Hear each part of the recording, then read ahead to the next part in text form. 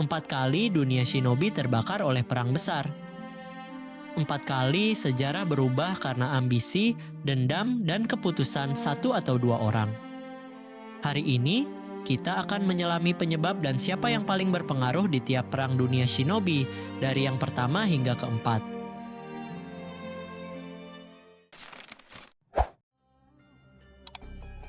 Perang ini dimulai tak lama setelah lahirnya desa-desa besar. Hashirama Senju dan Madara Uchiha berhasil menyatukan Konoha, tapi perdamaian itu rapuh. Persaingan sumber daya dan perebutan kekuatan biju antar negara memicu perang besar. Disinilah Hashirama tampil sebagai tokoh sentral, bukan hanya karena kekuatannya, tapi karena keputusannya membagi biju ke desa lain demi menyeimbangkan kekuatan. Sebuah langkah berani yang menunda kehancuran total, meski akhirnya perang tetap menelan generasi shinobi awal. Tobirama juga menjadi korban di perang ini. Generasi berganti, tapi ketamakan tetap sama. Perang kedua meledak sekitar 2 dekade kemudian. Negara-negara kembali saling serang, dan medan perang dipenuhi shinobi hebat. Termasuk Hanzo dari Amegakure, yang begitu kuat hingga pernah hampir mengalahkan 3 Sannin muda sekaligus. Namun dia membiarkan mereka hidup.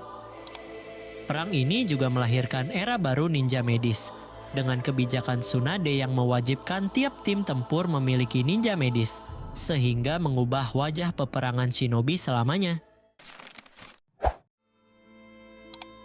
Inilah perang yang paling membentuk generasi utama, Naruto.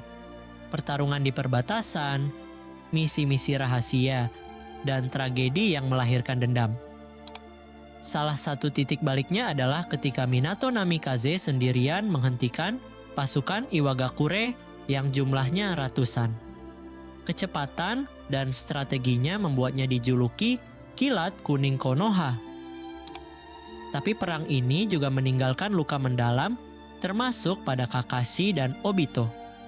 Di perang ini juga terungkap bahwa Madara Uchiha masih hidup dan memperdaya Obito untuk dijadikan pion untuk tujuannya yang kelak akan memicu perang berikutnya. Perang terakhir dimulai ketika Tobi yang mengaku Madara Uchiha mendeklarasikan perang terhadap seluruh dunia shinobi. Tujuannya mengumpulkan semua biju untuk membangkitkan Jubi dan melaksanakan rencana mata bulan yang memerangkap dunia dalam genjutsu abadi. Untuk pertama kalinya, 5 desa besar bersatu menjadi aliansi shinobi. Medan perang dipenuhi ribuan pasukan shinobi, Edo Tensei menghidupkan kembali para legenda. Dan di tengah kekacauan itu, Naruto Uzumaki muncul sebagai cahaya harapan. Dengan kekuatan Kurama dan tekad yang tak tergoyahkan, ia melawan Madara, Obito, bahkan Kaguya. Meski banyak yang berperan, dialah pusat gravitasi kemenangan. Setiap langkahnya memompa semangat pasukan dari garis depan sampai titik akhir pertempuran. 4 perang besar, 4 zaman yang membentuk sejarah shinobi. Dari Hashirama hingga Naruto, satu hal yang tetap sama yaitu perang selalu meninggalkan luka, tapi juga melahirkan pahlawan.